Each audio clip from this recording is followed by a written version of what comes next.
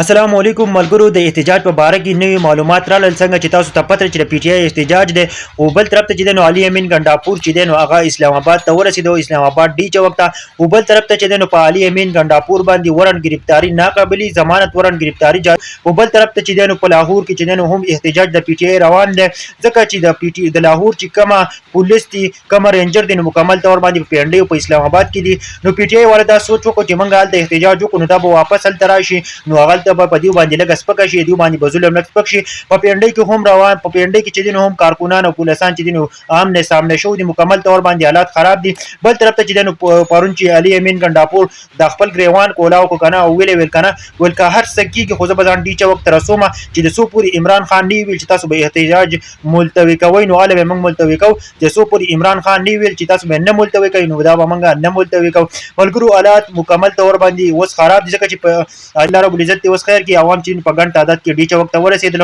هلته هم سکیورټي ډیره سخته کړله په اسلام آباد کې ملګرو حالات مکمل طور باندې خراب دي بل خبره خو علي امین ګنډاپور دا هم کړې وه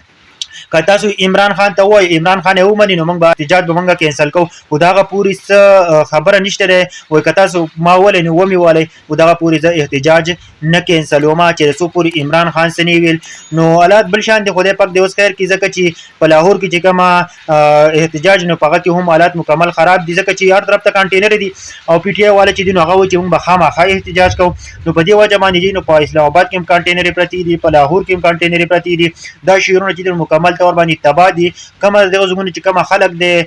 کومه بزنس دی ایکسپورټ امپورټ دی مکمل طور باندې معطل شوی دی جی دا صرف د دې احتجاجونو د وجې نه خو بل دا چې د حکومت بغیرت د وجې نه چې دی نو دا هر څه وس کېږي ځکه چې دی نو آئیني ترمیم ته څه ضرورت دی عمران خان چې دی نو ولې وقیت کې کېنولی دی نو مکمل طور باندې حالات چې دي نو خراب دي جی دا نوي معلوماتو که نه علي امین ګنډاپور چې دی نو ډي چوک ته ورسېده بل طرف ته به چې ناقابل ورنټ گرفتاري جاري شوه نو اوس چې دی نو اوس به څه کېږي چې وروسته څه کېږي نو انشاءالله موږ به ستاسو سره شریکوو ویډیو شیر کړئ ویډیو د نورو ملګرو سره شیر کړئ چې زموږ ټولو پی ټی آی ټایګرانو ته ورسېږي چې دا نوي معلومات راغلل که نه زه خو ډېر خفه کړم ځکه چې ناقابل ورنټ گرفتاري پسې ولې جاري کوئ اسلحه برآمد شوی ده او شراب برآمد شوی دی په دې کې په سلسله کې چې دی نو تاسو به